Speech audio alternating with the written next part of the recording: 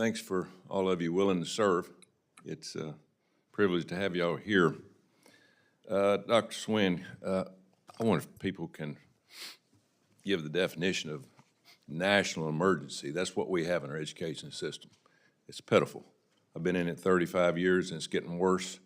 Last 4 years, we just brushed over the problems, didn't try to correct any. I would hope that you would be really involved in this. Our kids can't read and write, majority of them. It's a disaster, it's a shame, it's criminal, to be honest with you. Would you please get that out of the classroom? Because kids can't learn when they're looking at a text. I'm sick of hearing about we need those in the classroom. Let's take our schools back. We've given it over to the people that actually don't want to educate our kids.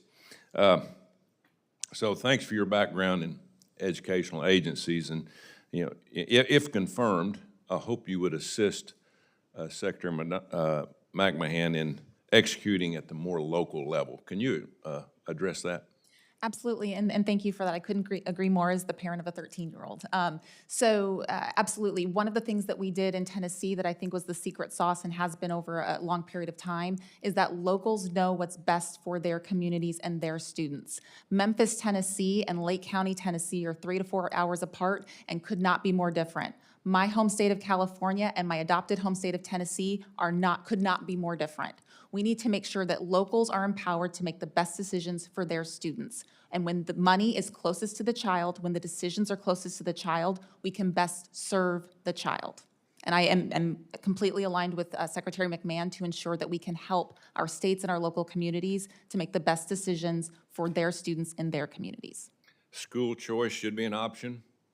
I've been in many inner city schools, and for some reason, a lot of my colleagues do not want to educate kids in the inner city. School choice should be mandatory in a lot of our inner cities because they can't read and write. And if you can't read and write, you can't take advantage of the greatest country ever.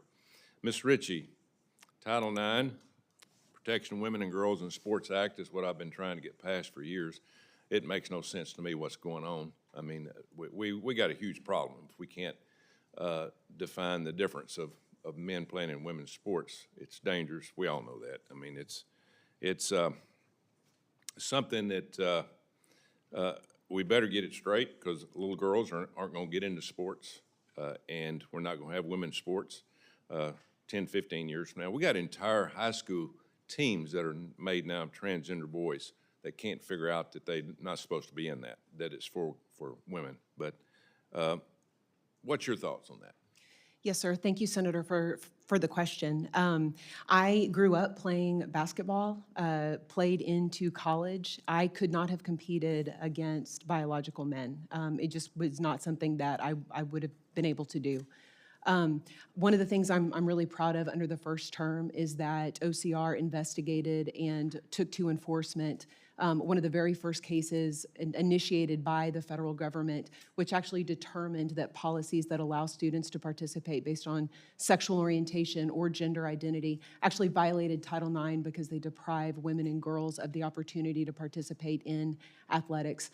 I'm very proud of that. I'm very proud of the way that the Secretary and the President have prioritized this issue, and I'm certainly committed to vigorously enforcing it and continuing to pursue these cases. Thank you. We've got the Olympics here in a few years in LA. We're going to be a joke if we allow that to happen. On the world stage, so hopefully we come to our senses by that time and show the little girls that yes, you do have an opportunity.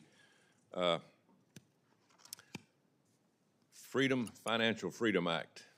I think you're Mr. Ronowitz, are familiar with that. The Biden administration pretty much prohibited being able to put your finances where they wanted to at the end of the day, and I've been trying to get that passed.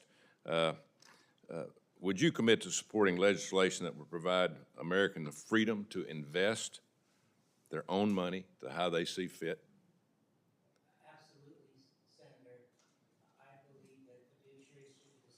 Decide what's in retirement plans, not government bureaucrats, not plaintiff lawyers, no one else. Fiduciaries know what's best, and I am committed to that. Thank you. Thank you, Mr. Chairman.